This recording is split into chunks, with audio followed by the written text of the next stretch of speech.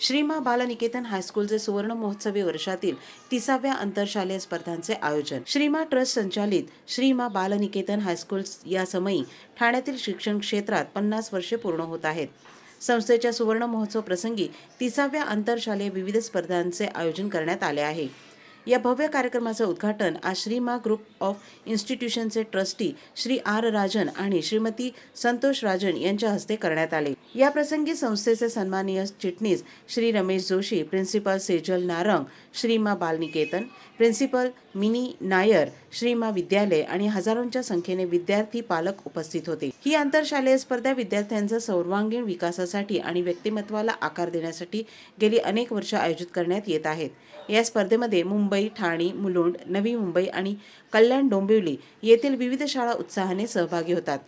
यावर्षी जवळजवळ 50 ते 60हून अधिक शाळांनी सहभाग घेतला आहे. यामध्ये कथाकथन, स्पॅलोथॉन, पॉट पेंटिंग, चित्रकला, संस्कृत पाठांतर, हस्ताक्षर, फॅब्रिक पेंटिंग, काव्य पठण, मराठी, इंग्रजी, हिंदी या तिन्ही भाषांमधील वक्तृत्व स्पर्धा, सायन्स क्विज, पुष्परचना, गायन, संगणकीय सादरीकरण, टाकाऊ वस्तूतून टिकाऊ वस्तू तयार करणे, मेहंदी अशा विषयांच्या स्पर्धेत मुले आनंदाने सहभागी होतात.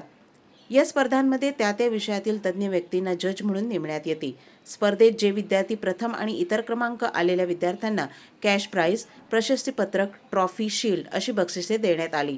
2 दिवसाच्या भरगच्च कार्यक्रमानंतर हा शालेय महोत्सव संपन्न झाला. भारतात विपुल नैसर्गिक साधन संपत्ती आहे.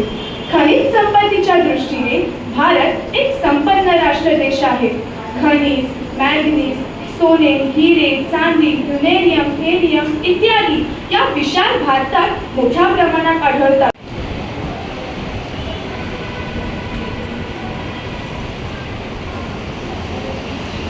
आणि भविष्याशी संबंधित विषयावर बोलणार आहे. सौर आणि जलविद्युत ऊर्जा विचार एकत्र करून या दोन्ही शक्तींच्या वापरामुळे कशा प्रकारे आपण पर्यावरण आणि ऊर्जा यांच्या संकटांवर विजय मिळवू शकतो ते पाहूया.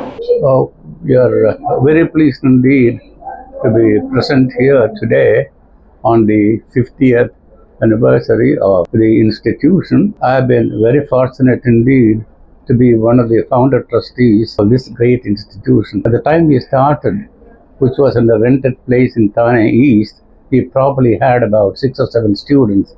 From that stage onwards, we have today grown into a large institution with over 5,500 students, with branches in Thane West, in Haridwar, in Pune, in Chennai, and also a new establishment coming up in the United States, in Texas. We are growing, and there's a lot that Mataji is able to do in terms of not only education but also upliftment of people across religions, across languages, across communities, and across other barriers which come in the way of human relationships. I wish the institution all the very best indeed in the years ahead. I'm 88 and I don't know how long I could continue to be, but all the same, it has been a very, very pleasant day for me to have been invited again today to be present. Thanks so much indeed. गेल्या 50 वर्षापूर्वी divine Shri तारामाताजी यांनी बहुजन हिताय बहुजन सुखाय या कोपरी village मध्ये शिक्षण क्षेत्रात एक लहानसे रोपटून रोवले. आज 50 वर्षानंतर सर्वत्र विकास करत त्या रोपट्याचा एक प्रचंड वटवृक्ष झालेला आहे. गेल्या 30 वर्षापासून आम्ही आंतरशालेय स्पर्धांचं आयोजन करतो. त्यासाठी कल्याण, डोंबिवली, ठाणे, भांडूप, मुंबई या परिसरातील अनेक शेकडो शाळा आणि हजारो विद्यार्थी या कार्यक्रमामध्ये भाग घेतात. वर सर्व विद्यार्थ्यांची सर्वांगीण विकसन व्हावं या हेतून या ठिकाणी संगीत, चित्रकला, पेंटिंग, गायन, अनेक प्रकार वक्तृत्व, अनेक प्रकारची विविध विषयांवर तयारी करून घेतलेले विद्यार्थी येथे येतात.